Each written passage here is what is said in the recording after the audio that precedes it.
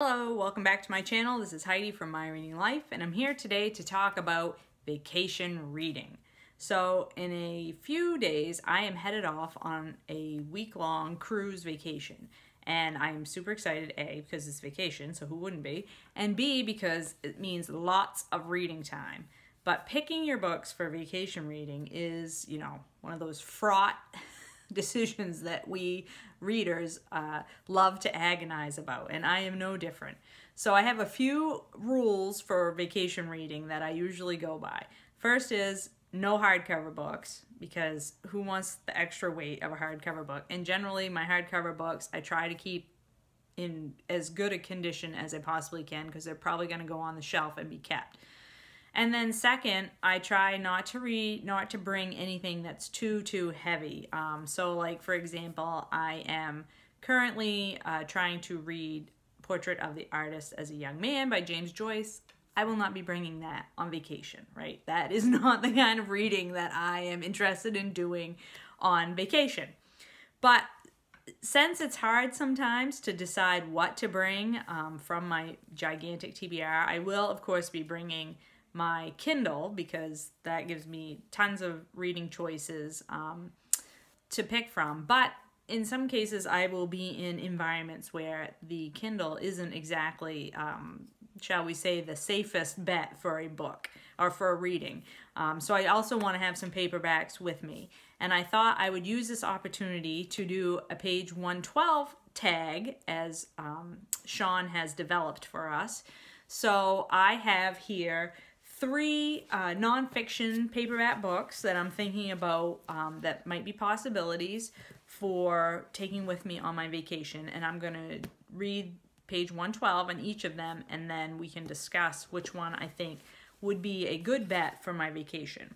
So the first one I have here is America, 1933, The Great Depression, Lorena Hickok, Eleanor Roosevelt, and the Shaping of the New Deal by Michael Golay. Now, I bought this last year when I went to Washington, D.C. on vacation, and I am fascinated by Eleanor Roosevelt. So, and I'm also fascinated by this potential relationship. Well, there was obviously a friendship between Eleanor and Lorena Hickok, and there's, some folks say that they had a romantic relationship or a sexual relationship as well. So I am very interested in that, and let's see what this one is. I hope this one wins the 112 page competition here. So the other one I have to try is this one, Brain on Fire, My Month of Madness by Susannah Calahan. And this is about a young, I think she's like in her early 20s woman who wakes up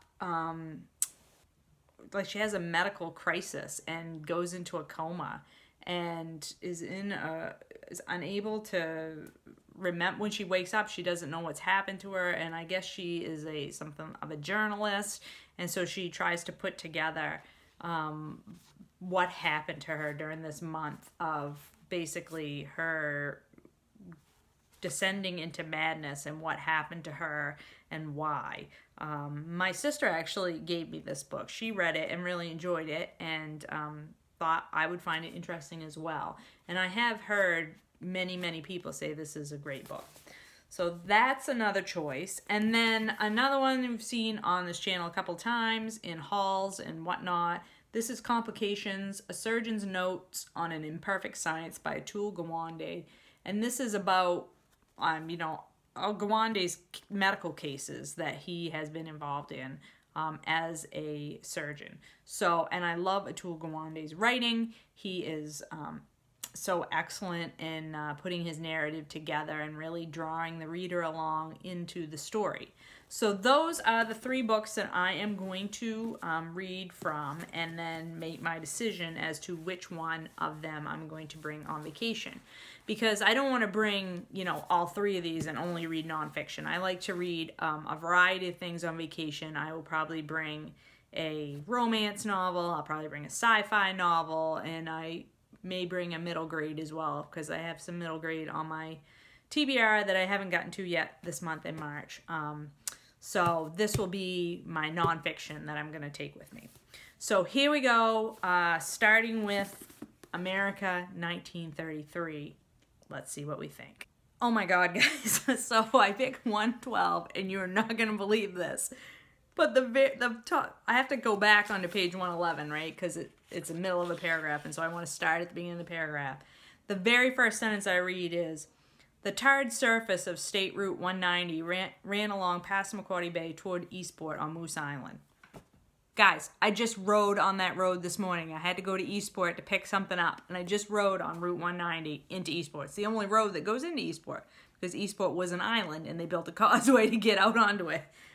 And what are the chances that you would open a book and they would be talking about your own, basically, hometown? That is weird. All right, I'm going to read the whole page now.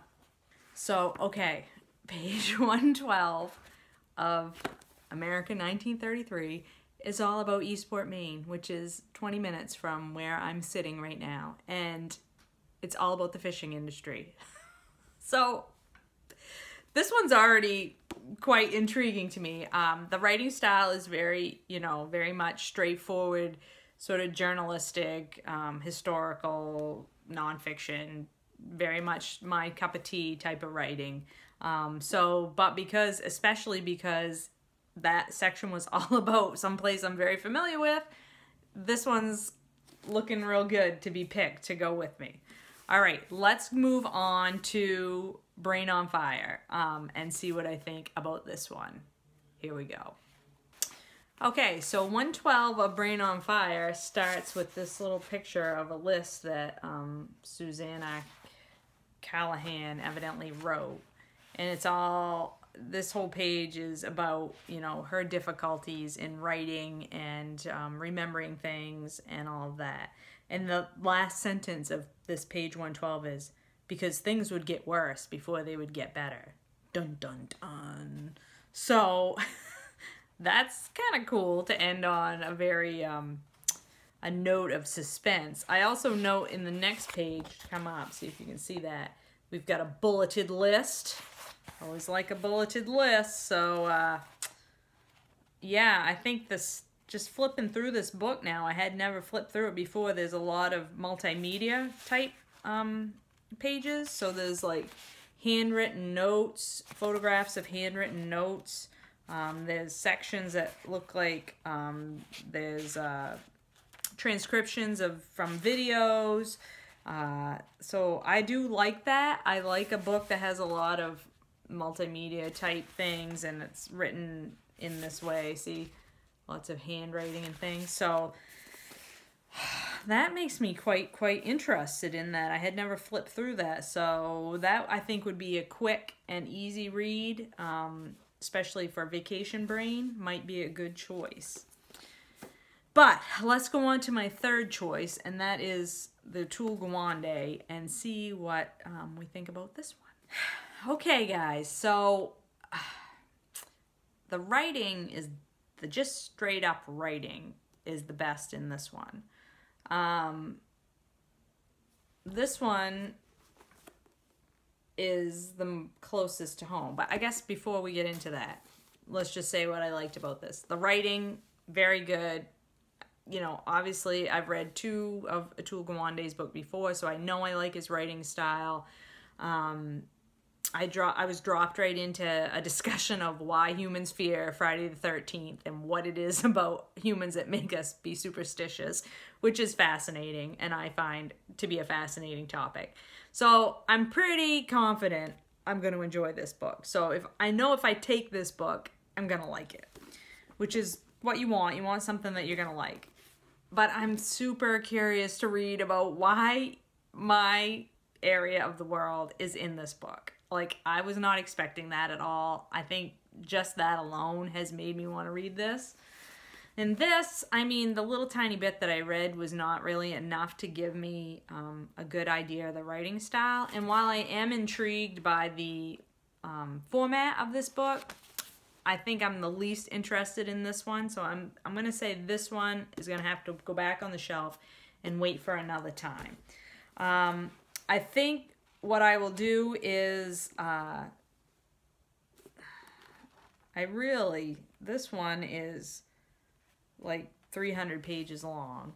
And this one is 270 pages long. So they're fairly similar. I don't like to take, that's the other thing about vacation reads, is I don't like to take books that are super long. Because, you know, you don't, I mean, fantasies are good for that, but I don't want a great big book to lug around in my backpack or in my beach bag or whatever. I want something that's more reasonable in size.